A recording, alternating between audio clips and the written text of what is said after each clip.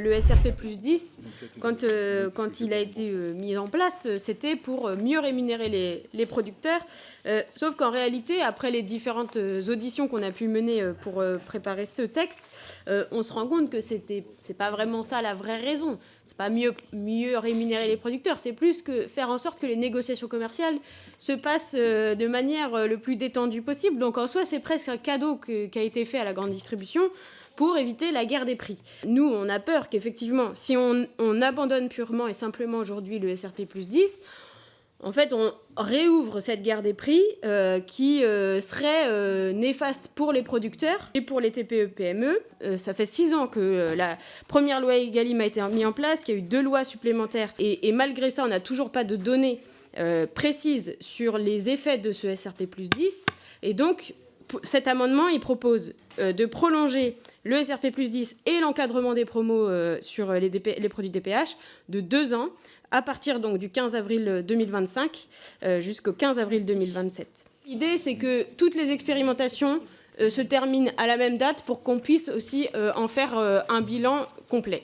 Concernant la durée de la prolongation, dans l'absolu, la durée de 2 ans proposée, et je suis d'accord sur le fait qu'elle doit servir à mieux mesurer les dispositifs, mais vous le savez bien, le printemps 2027, nous serons en débat national sur l'élection présidentielle et je ne suis pas persuadé que nous aurons à la fois le temps, les moyens aussi parlementaires de pouvoir de nouveau légiférer sur ce sujet. Et donc, c'est la raison pour laquelle nous donnons comme horizon le printemps 2028. Et pour le sort du DPH, et je vous remercie, Madame Minier, d'avoir participé aux auditions que nous avons organisées pour préparer cet examen, mais l'inclusion du DPH dans l'encadrement des promotions a éloigné aussi le dispositif de ce pourquoi il était conçu au départ, à savoir la protection de la valeur tout au long de la chaîne agroalimentaire. Et on le sait, le consommateur, il est aussi friand des promotions sur ces produits du DPH. Et on a de nombreux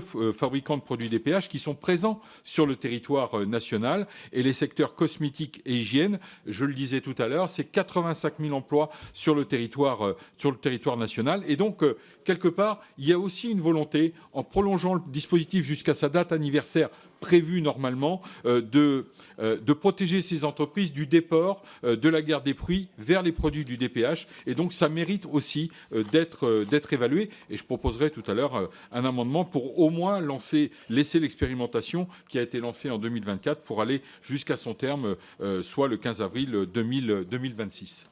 On a 2 ans pour légiférer, pour avoir une vraie loi qui a un véritable impact. Il ne s'agit pas de dire on attend 2027 pour faire autre chose.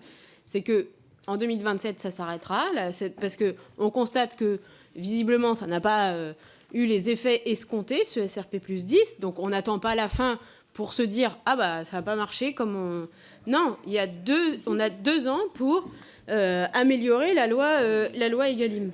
Non, mais on a besoin de stabilité, effectivement. Ne légiférons pas en last minute, en avril 2027, pardon, on ne saura pas faire parce qu'on ne pourra pas faire techniquement. Mais par contre, en ayant cette visibilité de calendrier jusqu'en 2028, cela ne nous empêche pas de travailler sur le sujet, bien évidemment, et de pouvoir légiférer en parfaite conscience des enjeux qui s'offrent à nous sur ce sujet.